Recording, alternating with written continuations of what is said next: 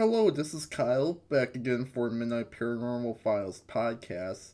Today we are going to be talking about Mary from Elk Lake Dam and her gruesome murder. Now, I think I did talk about this before in the past or something, but I must have deleted the video or something happened to it, or the podcast episode, so I'm going to do a little more in depth episode just on her case. It's probably not gonna be as long as the our podcast episodes that I usually do, but it's gonna be more interesting than most of the podcasts because this is a true story that did happen and stuff. So let's begin. Now Mary was hitchhiking from Minnesota to Chicago, and on the way there she was at Elk Lake Dam, and two suspects were the murderers of her, or at least that's what was reported. Now, this happened back in 1974 on February 15th. There was a woman named Mary Scholes.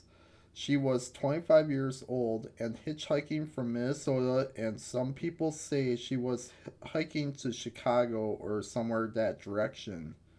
On the way there, within 3 hours, a witness called the local authorities to report seeing a man throw her body out of a car and take off out of there. She was never seen again, alive anyway. They found Mary's body in the rural Elk Lake area of Dunn County. Mary had more than a dozen stab wounds and defensive cuts to hands, indicating that she had put up a big struggle with her killer. Key evidence was missing, including her coat and a purse. Her murderer has never been caught or seen, or at least that's what we know. Um, so that's a little bit more on this on her murder or whatever. Um, Now our team has been here and stuff, so we'll get to that a little bit here in a moment. But anyway, uh, this is more on the haunted stuff now. One evening in the 1990s, two men who were friends were here at Elk Lake Dam, sitting on the rocks right next to the dam. They were talking or whatever, and they sensed something wasn't right here. They looked behind them, and there was a glowing woman in white standing behind them. So he asked his friend if he knows there's a glowing woman in white standing behind them. He replied with yes, and was too afraid to look behind them. A few minutes went by, looked behind them, and she was gone. They say this was Mary. Is it possible that she's not in rest because of her killer still roaming to get her killer caught? Or is she trying to find who killed her? We will never know, probably, but some of the other haunted stuff people reported is this. One man believed he was possessed by the spirit of a woman while on while on a old bridge that is not there anymore. He felt the spirit wanted him to jump off the bridge to his death. He broke off from this possession. A father and son were out on the lake fishing and saw a transparent glowing woman that seemed to be watching them with a sinister blank stare, and she disappeared into thin air. Workers were working on the dam. Their equipment in the area would stop working, and when they went back to the shop, it started working right away. The dam was eventually torn down. Some other people that have been involved reported seeing a young girl along the side of the road near the bridge. Some have seen the full apparition, while others only reported a shadowy figure that darts out of sight. Now, a lot of people seen Mary after all these years of her getting murdered. And as what I just got done describing, to me it sounds like Mary is still around trying to tell people about her story. At least, if not, find out who the killer is. We personally been here, me and some of the people or the members on the team, just to check it out. And one night, two of the three of us, including me, really got bad vibes at this location.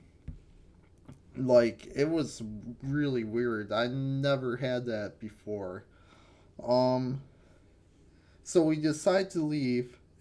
Wasn't Mary warning us not to go there. We don't know.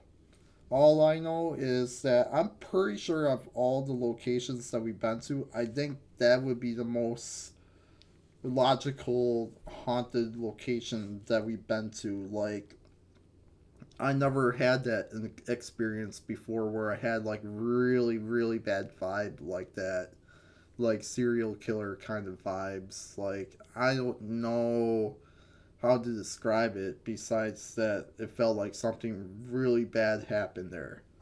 Um, so that's just some of the stuff that happened to our people, including us. Um, so if you ever go out to Elk Lake Dam or whatever and want to check that out, you could go right ahead. Um, it's really cool. It's kind of a weird place, like it's out in the middle of nowhere. Um, it does kind of feel like you're being watched or something, kind of like that vibe a little bit. But anyway, it's definitely a interesting location. Now I don't know a lot about like the true crime stuff that happened here in Wisconsin besides some of the stuff like smaller stuff that's more important. Like Al Capone stuff or uh stuff like that. Basically mobster stuff and you're something like this that people report seeing stuff. But I do know that speaking of serial killers and whatever, is that I do know one in my hometown, but I don't know if it's haunted or not, so I'm not going to share that on the podcast at all, really, or anything like that. But that's all. That's some of the other stuff I want to share, I guess. Is since we're on this topic, I guess. But anyway, I hope you like the podcast episode. I know it's very short compared to our normal stuff that we usually post for the podcast, but there's not too much to share about it, and I wanted to make this into its own separate episode focus on Mary because I feel like it deserves to be its own podcast episode. Um, but yeah, it's over in western Wisconsin. If you don't not familiar with Wisconsin at all, like Eau Claire area or Menominee, Wisconsin, but it's towards Minneapolis, Minnesota more than anything else. So I just want to give you a little bit of hint on where it's at. You could look it up for yourself on Google Maps or whatever. And I do hope you guys enjoy this podcast episode and join us for another one in the future here.